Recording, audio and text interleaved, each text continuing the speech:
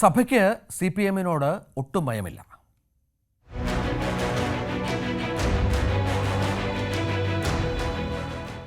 കോതമംഗലത്തെ പെൺകുട്ടിയുടെ ആത്മഹത്യയിൽ NIA അന്വേഷണം ആവശ്യപ്പെട്ട് സിറോ മലബാർ സഭ.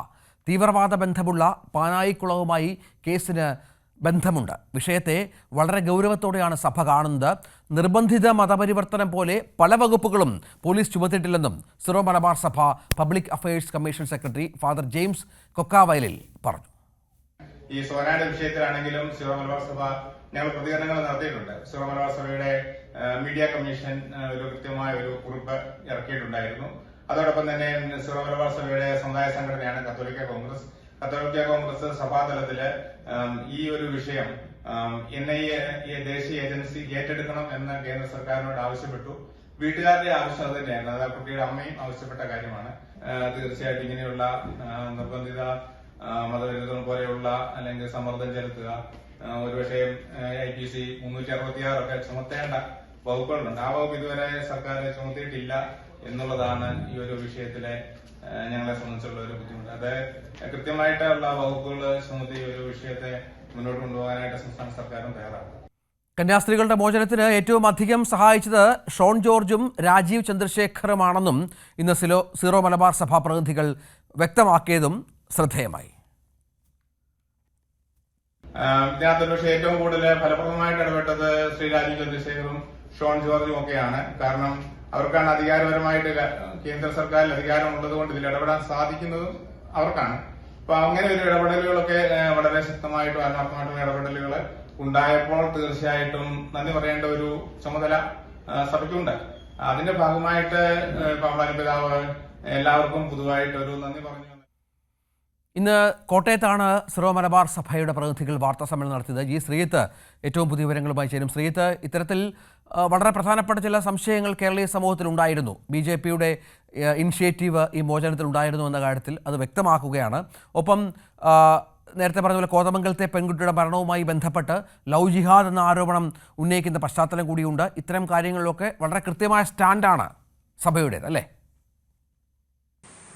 ഒരുപക്ഷെ കോതമംഗലം സംഭവം ഉണ്ടായതിനു ശേഷം സാധാരണഗതിയിൽ കത്തോലിക്ക സഭയുമായി ബന്ധപ്പെട്ട പ്രതികരണങ്ങളൊന്നും അങ്ങനെ ആ രീതിയിൽ വന്നിരുന്നില്ല. എന്തായാലും അതിനെല്ലാം പിന്നിലാണ് മീഡിയ കമ്മീഷന്റെ സെക്രട്ടറി തന്നെ ജെയിംസ് കൊക്കാവയിൽ തന്നെ പ്രതികരണവുമായി രംഗത്ത് വന്നിരിക്കുന്നത്. പോലീസിനെതിരെ ഗുരുതര ആരോപണങ്ങളുണ്ട്. പ്രത്യേകിച്ച് മതപരിവർത്തനം അടക്കമുള്ള ആരോപണങ്ങൾ വന്നിട്ടും പരാതികൾ വന്നിട്ടും അതനുസരിച്ചുള്ള വകുപ്പുകൾ ചേർത്തിട്ടില്ല. ഇതിന് സർക്കാർ തയ്യാറാകണം എന്നാണ് അദ്ദേഹം ആവശ്യപ്പെടുന്നത്.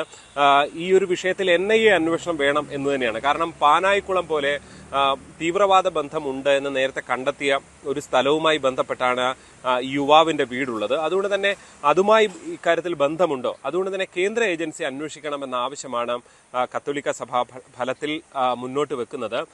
യാക്കോബായ സഭാംഗമാണ്. അതുകൊണ്ട് തന്നെ അവരാണ് ഇക്കാര്യത്തിൽ ഒരു ഏറ്റവും ആദ്യം മുന്നിട്ട് വരേണ്ടത്. അതുകൊണ്ടാണ് തങ്ങൾ ഇതുവരെ പ്രതികരിക്കാതിരുന്നത്. പ്രതികരണങ്ങൾ നടത്തിയിരുന്നു, പലതരത്തിലും വാർത്താക്കുറിപ്പൊക്കെ ഇറക്കിയിരുന്നു. പക്ഷെ ശക്തമായ ഒരു പ്രതിഷേധത്തിലേക്ക് കടക്കാത്തത് അതൊരു മറ്റൊരു സഭാംഗമായതുകൊണ്ട് മാത്രമാണ് എന്നാണ് അവർ ചൂണ്ടിക്കാണിക്കുന്നത്. മാത്രമല്ല CPM-നെതിരെയും ഗുരുതര ആരോപണമുണ്ട്. ഈ പാമ്പ്ലാനി പിതാവ് BJP നേതാവ് ഷോൺ ജോർജിനെയും ഒപ്പം തന്നെ കേന്ദ്ര സർക്കാരിനെയും രാജീവ് ചന്ദ്രശേഖരനെ ഒക്കെ പുകഴ്ത്തി പറഞ്ഞത് അതിൽ സഭയ്ക്ക് അങ്ങനെ ഒരു കടപ്പാടുണ്ട്. കാരണം ഈ വിഷയത്തിൽ അധികാരമുള്ളത് രാജീവ് ചന്ദ്രശേഖർ അല്ലെങ്കിൽ ഷോൺ ജോർജിനെ പോലെയുള്ള നേതാക്കൾക്കാണ്. അവരാണ് ഇടപെട്ടത് എന്ന് ഫലത്തിൽ തുറന്നു പറയുകയാണ് ജെയിംസ് കൊക്കാവയിൽ ചെയ്തത്. അതുകൊണ്ടാണ് അവരുടെ പേരെടുത്ത് പറഞ്ഞ് അവർക്ക് നന്ദി പറഞ്ഞത് എന്ന് ഫലത്തിൽ അദ്ദേഹം ചൂണ്ടിക്കാണിക്കുകയാണ്. പക്ഷേ ഇതിന് പിന്നാലെ MV ഗോവിന്ദൻ ഉൾപ്പെടെയുള്ള നേതാക്കൾ ഇതിനെ വിമർശിക്കുന്നത് ഈ കോതമംഗലം സംഭവം പോലുള്ളവ അതിനെ മൂടി വെക്കാനാണ്, അത് ചർച്ച ചെയ്യപ്പെടരുത് എന്ന് ആഗ്രഹിക്കുന്നതുകൊണ്ടാണ് എന്ന് അദ്ദേഹം ചൂണ്ടിക്കാണിക്കുകയാണ്. അതിഗുരുതരമായ ആരോപണമാണ് ഫലത്തിൽ ഉണ്ടായിരിക്കുന്നത് എന്നുള്ളതാണ്. എന്തായാലും ഇക്കാര്യത്തിൽ സംസ്ഥാന സർക്കാരിനെതിരെ JB കമ്മീഷൻ റിപ്പോർട്ട് പോലുള്ളവ അതിലൊന്നും വേണ്ട ഇടപെടൽ നടത്താത്ത സംസ്ഥാന സർക്കാർ ഇപ്പോൾ നടത്തുന്ന പ്രതികരണങ്ങൾ, കത്തോലിക്ക സഭ നേതാക്കൾക്കെതിരെ നടത്തുന്ന പ്രതികരണങ്ങൾ നിർഭാഗ്യകരമാണെന്നും അദ്ദേഹം ചൂണ്ടിക്കാണിക്കുന്നുണ്ട്. BJP കേക്കുമായി വരുന്നതിനെ ഫലത്തിൽ ഇത്തരം പലരും വരാറുണ്ട്. ആരെയും പുറത്തു നിർത്തുന്ന ശീലം ഇനിയും ഉണ്ടാകില്ല എന്നും അദ്ദേഹം പറയുകയാണ്. എല്ലാവർക്കും BJPക്ക് രാഷ്ട്രീയ ലക്ഷ്യമുണ്ടല്ലോ എന്ന് ചോദിച്ചപ്പോൾ എല്ലാവർക്കും രാഷ്ട്രീയ ലക്ഷ്യമുണ്ട് എന്ന് പറയുകയാണ് അദ്ദേഹം ചെയ്തിട്ടുള്ളത്. ഒരുപക്ഷെ BJP സമീപകാലങ്ങളിൽ പല പ്രശ്നങ്ങളും ഛത്തീസ്ഗഡ് വിഷയം അടക്കമുണ്ടായ ശേഷം BJP അനുകൂല നിലപാട് ഒരു പരിധിവരെ ജോസഫ് പാംപ്ലാനി അദ്ദേഹമാണ് നടത്തിയത് തലശ്ശേരി അതിരൂപതയുടെ അധ്യക്ഷൻ. അതിനുശേഷം ഒരു പ്രത്യക്ഷ പ്രതികരണം ഫലത്തിൽ വീണ്ടും ഉണ്ടാകുന്നു. അത് സഭയുടെ മീഡിയ കമ്മീഷണർ സെക്രട്ടറിയുടെ ഭാഗത്തു നിന്ന് ഉണ്ടാകുന്നു എന്നതാണ് ശ്രദ്ധേയമായുള്ളത്. ആർച്ച് ബിഷപ്പ് ജോസഫ് പാംപ്ലാനിക്കെതിരെയുള്ള വിമർശനം ഇന്നും MV ഗോവിന്ദൻ മാസ്റ്റർ ആവർത്തിച്ചു. ഇന്നലെ രൂക്ഷമായ പ്രതികരണം കത്തോലിക്ക സഭയുടെ ഭാഗത്തുനിന്നുണ്ടായിരുന്നു. അവസരവാദി എന്നാണ് ഇന്ന് വിശേഷിപ്പിച്ചത്. CPM സംസ്ഥാന സെക്രട്ടറി ഇതുമായി ബന്ധപ്പെട്ട പ്രതികരണം ഘടിപ്പിക്കുകയാണ്. അവസരവാദ നിലപാട് സ്വീകരിച്ചവരെ അവസരവാദി എന്ന് തന്നെ പറയണം. അവസരവാദം എന്നത് അശ്ലീല പദമല്ല.